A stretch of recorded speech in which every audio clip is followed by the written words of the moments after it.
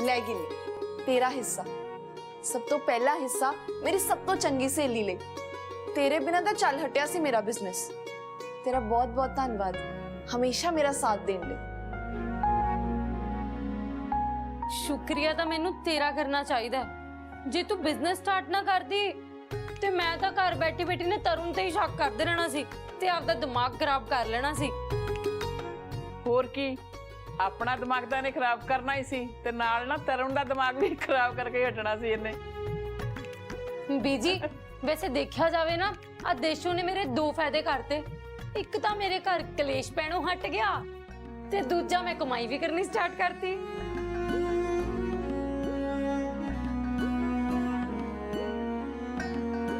लो बीजी। आ की पुत, तू तो साडे प्यार नूं पैसिਆਂ नाल ਤੋਲਣ ਲੱਗ गई। ਅਸੀਂ कोई तेरा साथ पैसिਆਂ करके थोड़ी ना दिता। पुत तू साडी धी आ। बीजी साडा प्यार तो मैं वैसे भी पैसे नाल नहीं मोड़ सकती। डैडी जी दे जान तो बाद तुसी मैनू मापिया वर्गा प्यार दिता है। तुसी जिन्ना मेरा किता है ना, शायद मेरे अपने माँ बाप भी नहीं कर सकते सी। मैं ना हमेशा सोचती सी कि रब ने मैनू पुत्र तां दिता पर धी क्यों नहीं दिती। पर तू मैनू इदां मिल जाऊंगी ये मैं कदी नहीं सी सोचिया। बस फिर बीजी अब धी दा प्यार समझ के रख लो। अच्छा पुत, रब तेरी कमाई दे विच बरकत पावे। तू राजी रह, जीउंदी रह।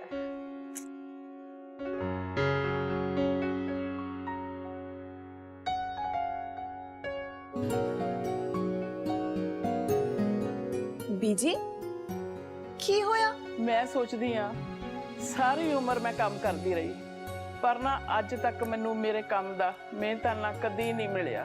तू तो पुत मैनू कमाऊ बना दिता। देखो आंटी जी, हुण अपनी पहली तनख्वाह ना अपने हंजुआ नाल ना धो दियो। बस करो हुण, मैं भी अपना हिस्सा उड़ीकदी पई आ। लियाओ मैडम जी, इनू भी दो एदा हिस्सा, इनू भी चैन आवे। ले माया। Thank you. आखिरी कागज मैं आप ही देखदा, की पता जरूरी कागज होन कोई। एक तो ना घर घर घट ते कूड़ेदान ज्यादा लगता इत्थे। पहला साफ सुथरे घर च रहन दी आदत पई होई सी ते हुण इदां लगदा कूड़ेदान च आ गया। चलो साफ घर च रहन दी आदत छड्डो ते कूड़ेदान च रहन दी आदत पालो। रमान जी बिजली दा बिल, क्रेडिट कार्ड दा एड्डा ज्यादा बिल अब मैं तो नहीं बनाया। सिंपल की गल है? कानू घर सिर ते चक्के आनी आ। तू पहला ना मेरी गल सुन इधर आके। की गल? एहो जी केड़ी गल है जेड़ा तुसी घड़ी मैनू लक भी नहीं सिद्धा करन दिता? मसा मसा तो तुहाडी उस घर वाली दी गुलामी तो छुट्टी मिली ते उत्तों तुसी आए चीकना शुरू करता पागला वांगू। अच्छा मैं पागलां को चीखदा पिया ते जेड़ा तू घर दा पागलखाना बनाया होया ओ मैं की कित्ता तुहाडे घर नू? अच्छा ये पागलखाना नहीं तो होर की है? अड़ा सामान जिथे पिया उथे ही पिया वा इन्हें देंदा।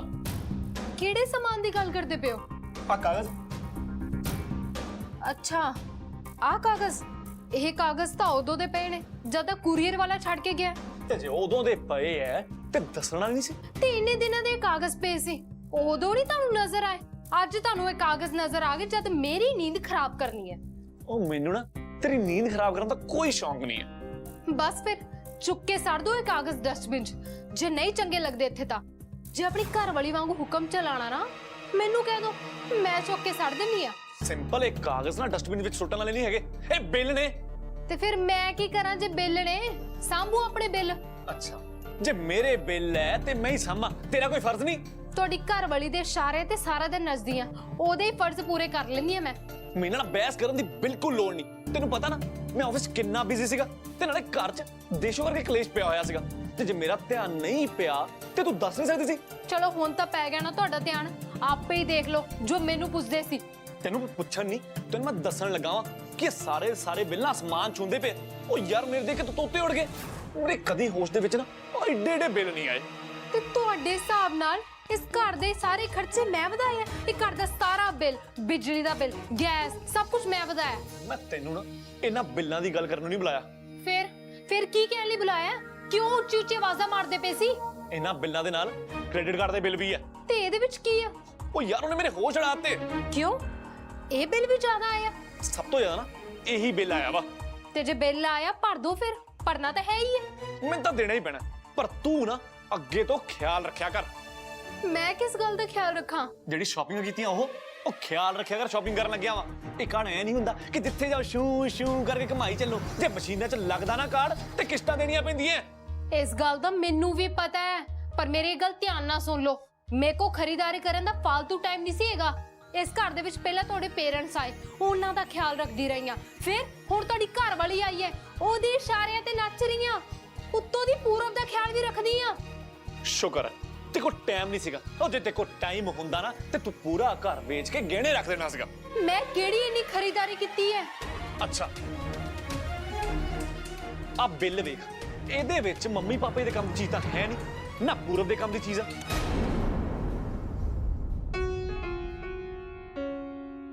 ਪੂਰਬ, ਆਪਣੇ ਬਿਜ਼ਨਸ ਦੀ ਪਹਿਲੀ ਕਮਾਈ ਨਾਲ ਮੈਂ ਤੇਰੇ ਵਾਸਤੇ ਵੀ ਪੈਸੇ ਬਚਾਏ ਨੇ। ਹਾਂਜੀ ਮੈਡਮ ਜੀ, ਹੁਣ ਤੁਹਾਡਾ ਥੋੜਾ ਬਹੁਤ ਫਿਕਰ ਘਟਿਆ ਕਿ ਨਹੀਂ? ਹੁਣ ਮੈਨੂੰ ਕਾਹਦਾ ਫਿਕਰ ਹੈ? ਹੁਣ ਤਾਂ ਮੇਰਾ ਬਿਜ਼ਨਸ ਚੱਲ ਪਿਆ। ਨਹੀਂ ਮੈਡਮ ਜੀ, ਤੁਸੀਂ ਜੋ ਮਰਜ਼ੀ ਲੁਕੋ ਲਓ, ਪਰ ਪੂਰਬ ਲਈ ਪਿਆਰ ਤੁਹਾਡੀ ਅੱਖਾਂ ਵਿੱਚ ਸਾਫ਼ ਝਲਕਦਾ ਹੈ। ਤੁਸੀਂ ਹਜੇ ਵੀ ਫਿਕਰ ਕਰਦੇ ਪਏ ਹੋ ਨਾ ਕਿ ਪੂਰਬ ਨੂੰ ਆਪਣੇ ਕੋਲ ਲਿਆਉਣ ਵਾਸਤੇ ਤੁਸੀਂ ਪੈਸੇ ਬਚਾ ਪਾਓਗੇ ਜਾਂ ਨਹੀਂ? ਹਾਂ ਸ਼ਿਵਮ, ਵਕੀਲ ਸਾਹਿਬਾਂ ਨੇ ਤਾਂ ਕਿਹਾ ਸੀ ਕਿ ਉਹ ਪੂਰਬ ਦੇ ਕੇਸ ਤੱਕ ਉਦੋਂ ਤੱਕ ਕੰਮ ਕਰਨਾ ਸ਼ੁਰੂ ਨਹੀਂ ਕਰਨਗੇ ਜਦੋਂ ਤੱਕ ਮੈਂ ਉਹਨਾਂ ਨੂੰ ਪੇਸ਼ਗੀ ਨਹੀਂ ਦਿੰਦੀ। ਤਾਂ ਉਹਦੇ ਲਈ ਤਾਂ ਮੈਨੂੰ ਪੈਸੇ ਜੋੜਨੇ ਹੀ ਪੈਣੇ ਆ। ਪਰ ਮੈਡਮ ਜੀ, ਗੱਲ ਸਿਰਫ ਕੇਸ ਲੜਨ ਨਾਲ ਖਤਮ ਨਹੀਂ ਹੋ ਜਾਣੀ। ਹਾਂ ਸ਼ਿਵਮ, ਕੇਸ ਜਿੱਤਣ ਤੋਂ ਬਾਅਦ ਜਦ ਪੂਰਬ ਮੇਰੇ ਕੋਲ ਆ ਜਾਊਗਾ ਤੇ ਮੈਨੂੰ ਉਹਦੇ ਪਾਲਣ ਪੋਸ਼ਣ ਵਾਸਤੇ ਵੀ ਪੈਸੇ ਚਾਹੀਦੇ ਨੇ। ਤੇ ਮੈਂ ਨਹੀਂ ਚਾਹੁੰਦੀ ਕਿ ਪੂਰਬ ਦੀ ਲੋੜਾਂ ਪੂਰੀਆਂ ਕਰਨ ਵਾਸਤੇ ਮੈਨੂੰ ਕਿਸੇ ਵੱਲ ਝਾਂਕਣਾ ਪਵੇ। ਹਾਂਜੀ ਮੈਡਮ ਜੀ, ਬੱਚਿਆਂ ਦੀ ਪੜ੍ਹਾਈ ਲਿਖਾਈ, ਕੱਪੜੇ ਲੀੜੇ, ਹੋਰ ਵੀ ਕਾਫੀ ਖਰਚੇ ਹੁੰਦੇ ਨੇ। ਹਾਂ ਸ਼ਿਵਮ, ਮੈਂ ਪੂਰਬ ਨੂੰ ਇਦਾਂ ਦੀ ਪੜ੍ਹਾਈ, ਇਦਾਂ ਦੇ ਕੱਪੜੇ ਲੀੜੇ ਲੈ ਕੇ ਦੇਣਾ ਚਾਹੁੰਦੀ ਆ ਜਿਹਦੇ ਨਾਲ ਉਹਨੂੰ ਕਦੀ ਨਾ ਲੱਗੇ ਕਿ ਉਹਦੀ ਮਾਂ ਕਿਸੇ ਗੱਲੋਂ ਘੱਟ ਹੈ। ਤੇ ਆ ਸਭ ਮੈਨੂੰ ਇਕੱਲੇ ਹੀ ਕਰਨਾ ਪੈਣਾ।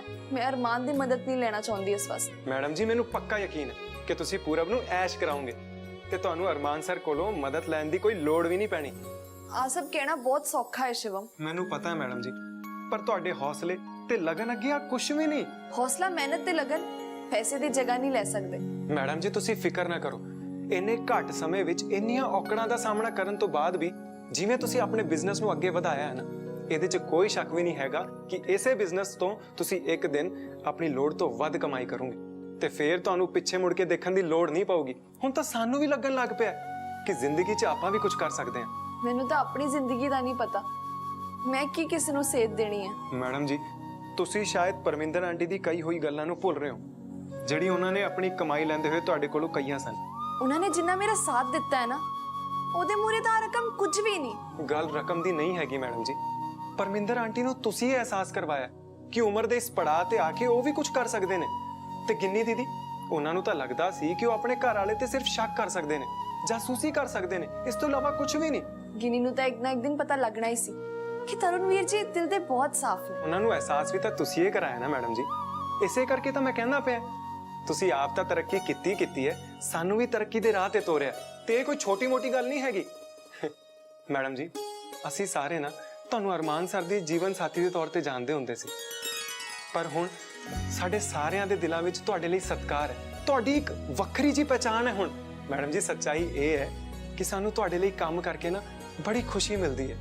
ਸਭ ਤੋਂ ਵੱਧ ਖੁਸ਼ੀ ਤਾਂ ਮੈਨੂੰ ਹੋਈ ਹੈ। ਮੇਰੀ ਪੱਕੀ ਸਹੇਲੀ ਦੇ ਬਿਜ਼ਨਸ 'ਚ ਮੈਨੂੰ ਪਹਿਲੀ ਕਮਾਈ ਜੋ ਮਿਲੀ ਹੈ। ਮੈਂ ਸ਼ਿਵਮ ਨੂੰ ਵੀ ਆਈ ਕਹਿ ਰਹੀ ਸੀ ਕਿ ਜਿੰਨਾ ਤੁਸੀਂ ਸਾਰਿਆਂ ਨੇ ਮੇਰਾ ਸਾਥ ਦਿੱਤਾ ਹੈ ਨਾ, ਉਹਦੇ ਵੱਟੇ ਜਾਂ ਪੈਸੇ ਕੁਝ ਵੀ ਨਹੀਂ। ਅਸੀਂ ਸਾਰੇ ਤੁਹਾਡੇ ਨਾਲ ਇਹੀ ਗੱਲ ਕਰਨ ਆਏ ਆ ਮੈਡਮ ਜੀ। ਕਿਹੜੀ ਗੱਲ? ਕਿ ਪੈਸੇ ਘੱਟ ਮਿਲੇ ਨੇ ਤੁਹਾਨੂੰ? ਐਵੇਂ ਨਾ ਪੁੱਠੀਆਂ ਸਿੱਧੀਆਂ ਗੱਲਾਂ ਨਾ ਸੋਚਿਆ ਕਰ। ਅਸੀਂ ਤਾਂ ਸਿਰਫ ਇੱਥੇ ਇਸ ਲਈ ਆਏ ਆ ਕਿ ਸਾਨੂੰ ਤੇਰੀ ਕਮਾਈ ਦਾ ਕੋਈ ਲਾਲਚ ਨਹੀਂ ਆ, ਤੇ ਜੇ ਆ ਪੈਸੇ ਸਾਰੇ ਤੇਰੇ ਬਿਜ਼ਨਸ ਵਿੱਚ ਪੈ ਜਾਣ ਨਾ ਤਾਂ ਸਾਨੂੰ ਬੜਾ ਹੀ ਚੰਗਾ ਲੱਗੂਗਾ।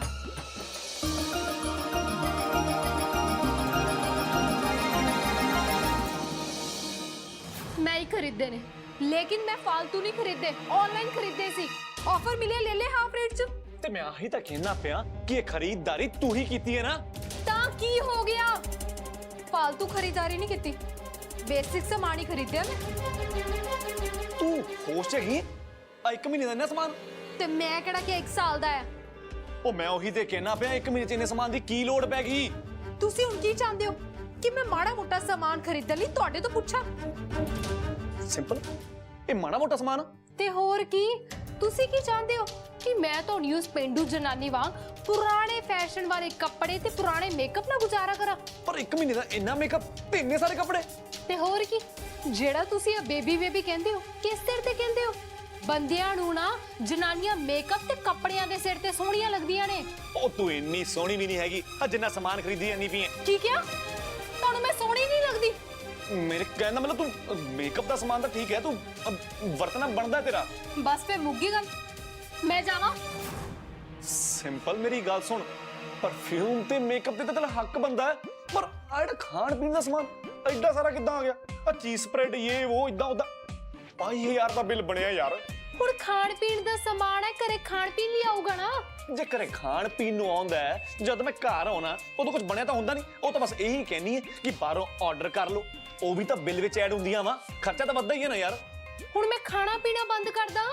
ਮੈਂ ਆ ਨਹੀਂ ਕਹਿੰਦਾ ਕਿ ਤੂੰ ਖਾਣਾ ਪੀਣਾ ਬੰਦ ਕਰ ਦੇ, ਬਸ ਜਿਹੜੇ ਦੂਰੇ ਤੇਰੇ ਖਰਚੇ ਹੋ ਰਹੇ ਨਾ ਉਹਨੂੰ ਘਟਾ ਦੇ। ਉਹ ਯਾਰ ਮੈਂ ਅੰਬਾਨੀਆਂ ਦਾ ਪੁੱਤਰ ਨਹੀਂ ਹੈਗਾ। ਮੈਂ ਕੱਲੀ ਖਰਚਾ ਵਧਾਨੀ ਆ? ਸਿੰਪਲ, ਹੁਣ ਘਰ ਸਾਹਮਣਾ ਨਾ ਤੇਰੀ ਜ਼ਿੰਮੇਵਾਰੀ ਹੈ, ਤੇ ਘਰ ਦਾ ਖਰਚਾ ਕਾਬੂ ਵੀ ਤੂੰ ਹੀ ਰੱਖਣਾ।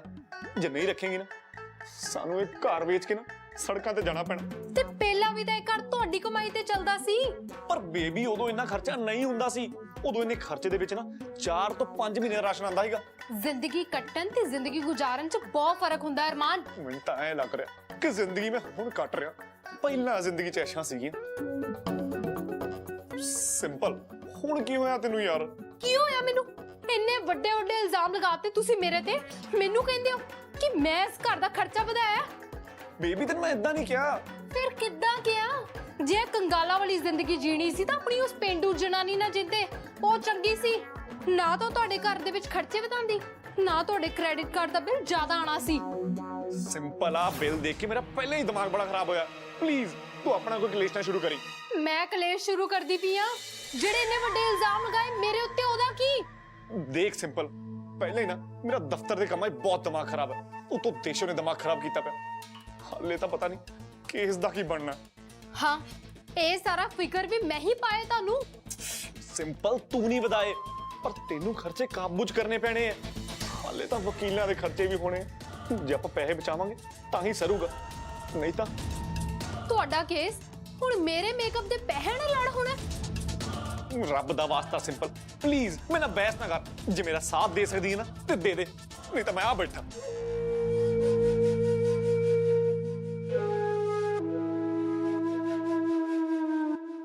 ਮੈਨੂੰ ਤੁਹਾਡੇ ਸਾਰਿਆਂ ਦੇ ਪੈਸੇ ਦੀ ਕੋਈ ਲੋੜ ਨਹੀਂ। ਮੇਰਾ ਬਿਜ਼ਨਸ ਤਾਂ ਤੁਹਾਡੇ ਸਾਰਿਆਂ ਦੇ ਪਿਆਰ, ਸਾਥ ਤੇ ਦੁਆਵਾਂ ਨਾਲ ਹੀ ਵਧੂਗਾ। ਤੇ ਉਹਨਾਂ ਦੁਆਵਾਂ ਦਾ ਮੁੱਲ ਇਹਨਾਂ ਪੈਸਿਆਂ ਨਾਲੋਂ ਬਹੁਤ ਜ਼ਿਆਦਾ ਹੈ। ਤੁਸੀਂ ਸਾਰੇ ਬਸ ਇਸੇ ਤਰ੍ਹਾਂ ਮੇਰਾ ਸਾਥ ਦਿੰਦੇ ਰਹੋ। ਬਸ ਇੱਕ ਗੱਲ ਯਾਦ ਰੱਖਿਓ, ਮੈਂ ਕੋਈ ਬਹੁਤ ਵੱਡੇ ਬਿਜ਼ਨਸ ਦੀ ਮਾਲਕਣ ਨਹੀਂ ਆ।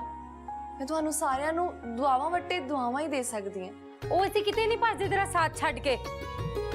ਹਾਂ ਹਾਂ, ਦੁਆਵਾਂ ਤਾਂ ਤੈਨੂੰ ਮਿਲਣਗੀਆਂ ਹੀ, ਪਰ ਜੇ ਤੂੰ ਆ ਪੈਸੇ ਬਿਜ਼ਨਸ ਵਿੱਚ ਪਾ ਲਵੇਂ ਨਾ ਤਾਂ ਸਾਨੂੰ ਪਤਾ ਕਿੰਨਾ ਹੀ ਚੰਗਾ ਲੱਗੂਗਾ। ਨਹੀਂ ਬੀਜੀ, ਇਹਨਾਂ ਪੈਸਿਆਂ ਤੇ ਤੁਹਾਡੇ ਸਾਰਿਆਂ ਦਾ ਹੱਕ ਹੈ ਤੇ ਬਾਕੀ ਬਚੇ ਪੈਸੇ ਤਾਂ ਮੈਂ ਬਿਜ਼ਨਸ ਵਧਾਉਣ 'ਚ ਲਗਾ ਹੀ ਰਹੀ ਹਾਂ। ਬਸ ਤੁਸੀਂ ਮੈਨੂੰ ਉਦੋਂ ਤੱਕ ਢਿੱਲੀ ਨਾ ਪੈਣ ਦਿਓ ਜਦੋਂ ਤੱਕ ਸਾਡਾ ਬਿਜ਼ਨਸ ਇੰਨਾ ਨਾ ਵੱਧ ਜਾਵੇ ਕਿ ਸਾਨੂੰ ਕਿਸੇ ਨੂੰ ਵੀ ਪੈਸੇ ਬਾਰੇ ਨਾ ਸੋਚਣਾ ਪਵੇ। ਕਮਾਈ ਵਧੂਗੀ ਤਾਂ ਪੈਸਿਆਂ ਬਾਰੇ ਸੋਚਣਾ ਹੀ ਪੈਣਾ ਪਹਿਲਾਂ ਨਾਲੋਂ ਸਗੋਂ।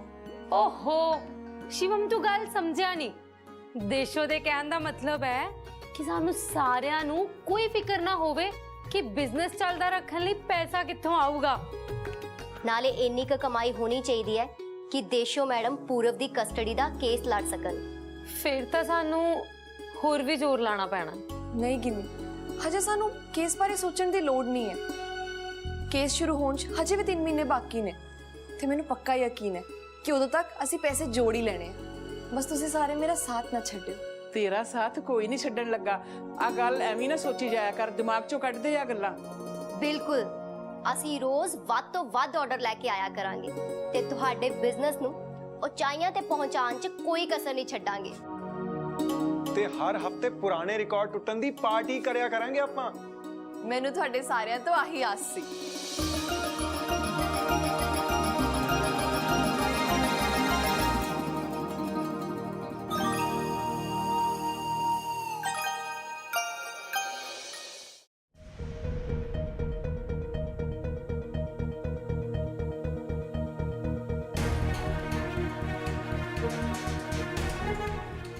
ਸਾਰੇ ਬਿੱਲ ਮਿਲਾ ਕੇ ਨਾ ਕਮ ਸੇ ਕਮ 1.5 ਲੱਖ ਤੋਂ ਉੱਤੇ ਬਣ ਗਿਆ ਯਾਰ। ਆ ਬਿੱਲ ਦਿੰਦੇ ਦਿੰਦੇ ਨਾ ਮੇਰਾ ਧੂਆਂ ਨਿਕਲ ਜਾਣਾ। ਹੁਣ ਮੈਂ ਕੀ ਕਰਾਂ? ਪਰ ਬਿਜਲੀ ਦੇ ਬਿੱਲ ਇਹ ਤਾਂ ਐਡਜਸਟ ਵੀ ਹੋ ਜਾਂਦੇ ਹੁੰਦੇ ਨਾ, ਪਰ ਅਗਲੇ ਮਹੀਨੇ ਫੇਰ ਵੱਧ ਜਾਣਾ ਯਾਰ। ਆ ਕੌਣ ਹੈ ਵੀ? ਆਜੋ।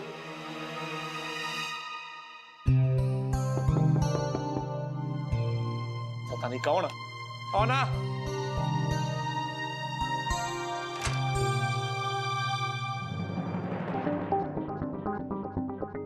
ਤਰੁਣ, ਹਾਂ ਮੈਂ ਕਿਉਂ ਨਹੀਂ ਆ ਸਕਦਾ? ਇਦਾਂ ਦੀ ਕੋਈ ਗੱਲ ਨਹੀਂ, ਪਰ ਤੂੰ ਆਪ ਹੀ ਕਿਹਾ ਸੀ ਕਿ ਹੁਣ ਆਪਾਂ ਦੋਨੇ ਦੋਸਤ ਨਹੀਂ ਹੈਗੇ। ਪਰ ਮੈਨੂੰ ਆ ਨਹੀਂ ਪਤਾ ਸੀ ਕਿ ਤੂੰ ਦੁਸ਼ਮਣ ਦੇ ਘਰ ਵੀ ਆਇਆ ਨਾ। ਮੇਰੀ ਤੇਰੇ ਨਾਲ ਕਾਹਦੀ ਦੁਸ਼ਮਣੀ? ਅੱਛਾ, ਫੇਰ ਤਾਂ ਤੂੰ ਪੱਕਾ ਕਿਸੇ ਦਫ਼ਤਰੀ ਕੰਮ ਕਰਕੇ ਆਇਆ ਹੋਣਾ। ਮੈਨਾਂ ਤਾਂ ਕੋਈ ਗੱਲ ਕਰਨੀ ਨਹੀਂ ਹੋਣੀ। ਦਫ਼ਤਰੀ ਕੰਮ ਮੈਂ ਨਾ ਕਿਸੇ ਦੇ ਘਰੇ ਨਹੀਂ ਲੈ ਕੇ ਆਉਂਦਾ। ਜੇ ਲੈ ਕੇ ਆਉਂਦਾ ਵੀ ਨਾ ਤੇ ਮੈਂ ਘਰ ਦੇ ਵਿੱਚ ਨਾ ਕਿਸੇ ਦਾ ਦਫ਼ਤਰੀ ਹੁਕਮ ਮੰਨਦਾ ਨਹੀਂ ਹੈਗਾ। ਉਹ ਮੈਂ ਤਾਂ ਗੱਲ ਹੀ ਕੀਤੀ ਸੀ, ਪਰ ਤੇਰੀਆਂ ਗੱਲਾਂ ਸੁਣ ਕੇ ਤਾਂ ਮੈਨੂੰ ਇੰਦਾ ਲੱਗਦਾ ਕਿ ਤੂੰ ਮੈਨੂੰ ਦੋਸਤੀ ਨਹੀਂ ਸਮਝਦਾ। ਉਹ ਜਿਹੋ ਜਿਹਾ ਰਿਸ਼ਤਾ ਤੂੰ ਨਿਭਾਏਗਾ ਨਾ ਉਹੋ ਜਿਹਾ ਹੀ ਮੈਂ ਨਿਭਾਉਂਗਾ। ਤੇ ਦੋਸਤੀ ਪਹਿਲਾਂ ਤੂੰ ਹੀ ਤੋੜੀ ਸੀ। ਹਾਂ ਤੋੜੀ ਸੀ, ਪੂਰੇ ਹੋਸ਼ੋ ਹਵਾਸ ਵਿੱਚ ਤੋੜੀ ਸੀ, ਪਰ ਇਹਦਾ ਮੈਨੂੰ ਉੱਕਾ ਹੀ ਅਫਸੋਸ ਨਹੀਂ ਕਿ ਮੈਂ ਤੇਰੇ ਨਾਲ ਦੋਸਤੀ ਤੋੜਤੀ। ਮੇਰਾ ਦੋਸਤ ਕੋਈ ਗਲਤੀ ਤਾਂ ਕਰ ਸਕਦਾ, ਪਰ ਇੰਨਾ ਹੰਕਾਰੀ ਨਹੀਂ ਹੋ ਸਕਦਾ ਕਿ ਆਪਣੀ ਗਲਤੀ ਮੰਨਣ ਤੋਂ ਇਨਕਾਰ ਹੀ ਕਰ ਦੇਵੇ। ਜਿਹਨੂੰ ਤੂੰ ਗਲਤੀ ਕਹਿਣਾ ਨਾ ਉਹ ਮੇਰੀ ਨਿੱਜੀ ਜ਼ਿੰਦਗੀ ਦੇ ਫੈਸਲੇ ਆ ਜੋ ਕਿ ਮੈਂ ਆਪਣੇ ਆਪ ਲੈ ਸਕਦਾ। ਉਹਦੇ ਵਿੱਚ ਮੈਨੂੰ ਕਿਸੇ ਦੀ ਕੋਈ ਸਲਾਹ ਦੀ ਲੋੜ ਨਹੀਂ। ਓਏ ਇਹੀ ਤਾਂ ਗੱਲ ਏ, ਤੈਨੂੰ ਆਪਣੇ ਗਲਤ ਫੈਸਲੇ ਵੀ ਸਹੀ ਲੱਗਦੇ ਨੇ ਤੇ ਤੂੰ ਉੱਤੋਂ ਨਿਤ ਨਵੇਂ ਗਲਤ ਫੈਸਲੇ ਕਰੀ ਜਾਂਦਾ ਏ। ਅੱਛਾ, ਤੇ ਅੱਜ ਮੇਰਾ ਪੁਰਾਣਾ ਦੋਸਤ ਮੇਰੇ ਘਰ ਮੇਰੀ ਨਿੱਜੀ ਜ਼ਿੰਦਗੀ ਨੂੰ ਬਦਲਣ ਦੇ ਲਾਂਭੇ ਲੈ ਕੇ ਆਇਆ ਹਨਾ? ਜੇ ਤੈਨੂੰ ਮੇਰੀਆਂ ਇਹ ਗੱਲਾਂ ਉਲਾਂਭੇ ਲੱਗਦੀਆਂ ਨਾ, ਫਿਰ ਇਹੋ ਜਿਹੇ ਉਲਾਂਭੇ ਤਾਂ ਸਾਰਾ ਮੁਹੱਲਾ ਦਿੰਦਾ ਫਿਰਦਾ ਏ। ਬਸ ਫਰਕ ਸਿਰਫ ਇੰਨਾ ਏ ਕਿ ਮੈਂ ਗੱਲ ਤੇਰੇ ਮੂੰਹ ਤੇ ਕਰ ਲਈ। ਉਹ ਜੇ ਮੁਹੱਲੇ ਵਾਲੇ ਨੂੰ ਪਤਾ ਹੁੰਦਾ ਨਾ ਕਿ ਤੈਨੂੰ ਮੇਰੇ ਤੇ ਸਿੰਬਲ ਬਾਰੇ ਪਤਾ ਹੈ, ਤੂੰ ਤਾਂ ਵੀ ਮੇਰਾ ਸਾਥ ਦਿੱਤਾ ਤੇ ਸ਼ਾਇਦ ਨਾ ਉਹਨਾਂ ਨੇ ਤੇਰੀ ਪਿੱਠ ਪਿੱਛੇ ਵੀ ਗੱਲਾਂ ਕਰਨੀਆਂ ਸੀ। ਓਏ ਇਸੇ ਗੱਲ ਦਾ ਤਾਂ ਮੈਨੂੰ ਪਛਤਾਵਾ ਕਿ ਸਾਰਾ ਕੁਝ ਜਾਣਦੇ ਹੋਏ ਮੈਂ ਕਿਉਂ ਨਹੀਂ ਦੱਸ ਸਕਿਆ। ਜੇ ਮੈਂ ਸੱਚੇ ਦੋਸਤ ਹੋਣ ਦਾ ਫਰਜ਼ ਨਿਭਾਉਂਦਾ ਨਾ ਤਾਂ ਤੈਨੂੰ ਇਹ ਰਾਹ ਤੇ ਜਾਣ ਤੋਂ ਰੋਕਦਾ। ਉਹ ਤੈਨੂੰ ਸ਼ਰਮਿੰਦਾ ਹੋਣ ਦੀ ਕੋਈ ਲੋੜ ਨਹੀਂ। ਮੈਂ ਏਡਾ ਵੀ ਨਿਆਣੇ ਨਹੀਂ ਕਿ ਤੇਰੀ ਗੱਲਾਂ ਦੇ ਵਿੱਚ ਆ ਕੇ ਆਪਣੇ ਫੈਸਲੇ ਬਦਲ ਲਵਾਂ। ਉਹ ਕਾਸ਼ ਤੂੰ ਇਹ ਗੱਲ ਸਮਝ ਸਕਦਾ ਕਿ ਤੂੰ ਬਹੁਤਾ ਨਿਆਣਾ ਨਹੀਂ, ਪਰ ਬਹੁਤਾ ਸਿਆਣਾ ਵੀ ਨਹੀਂ। ਜੇ ਤੂੰ ਸਿਆਣਾ ਹੁੰਦਾ ਨਾ ਤਾਂ ਦੇਸ਼ੋ ਭਾਬੀ ਵਰਗੀ ਔਰਤ ਨੂੰ ਕਦੇ ਧੋਖਾ ਨਾ ਦਿੰਦਾ। ਮੇਰੀ ਗੱਲ ਸੁਣ, ਮੈਂ ਉਹਨੂੰ ਕੋਈ ਧੋਖਾ ਨਹੀਂ ਦਿੱਤਾ। ਜੋ ਵੀ ਗੱਲ ਸੀ ਨਾ ਮੈਂ ਸਾਫ਼-ਸਾਫ਼ ਉਹਦੇ ਮੂੰਹ ਤੇ ਦੱਸੀ ਸੀ। ਬਹੁਤ ਸਹੀ ਤਰੀਕਾ ਸੀ ਤੇਰਾ ਦੱਸਣ ਦਾ। ਜੇ ਦੇਸ਼ੋ ਭਾਬੀ ਤੋਂ ਅੱਡ ਹੋ ਕੇ ਨਾ ਸਿੰਪਲ ਨੂੰ ਘਰ ਲੈ ਆਉਂਦਾ ਤਾਂ ਸ਼ਾਇਦ ਦੇਸ਼ੋ ਭਾਬੀ ਤੈਨੂੰ ਮਾਫ ਕਰ ਦਿੰਦੀ। ਮੈਨੂੰ ਕਿਸੇ ਵੀ ਗੱਲ ਦਾ ਕੋਈ ਪਛਤਾਵਾ ਨਹੀਂ ਹੈ ਤੇ ਨਾ ਹੀ ਮੈਂ ਕਿਸੇ ਦਾ ਕੋਈ ਭਾਸ਼ਣ ਸੁਣਨਾ ਚਾਹੁੰਦਾ। ਜੇ ਕੋਈ ਹੋਰ ਗੱਲ ਕਰਨੀ ਤੇ ਕਰ, ਨਹੀਂ ਤਾਂ ਮੈਂ ਇੰਨਾ ਵਿਹਲਾ ਨਹੀਂ ਕਿ ਕਿਸੇ ਨਾਲ ਬਹਿਸ ਕਰੀ ਜਾਵਾਂ। ਚੱਲ ਠੀਕ ਆ, ਮੈਂ ਵੀ ਤੇਰਾ ਬਹੁਤਾ ਸਮਾਂ ਨਹੀਂ ਲੈਂਦਾ। ਉਹ ਮੈਂ ਤਾਂ ਆਪਣੀ ਪੁਰਾਣੀ ਦੋਸਤੀ ਕਰਕੇ ਇੱਥੇ ਆ ਗਿਆ।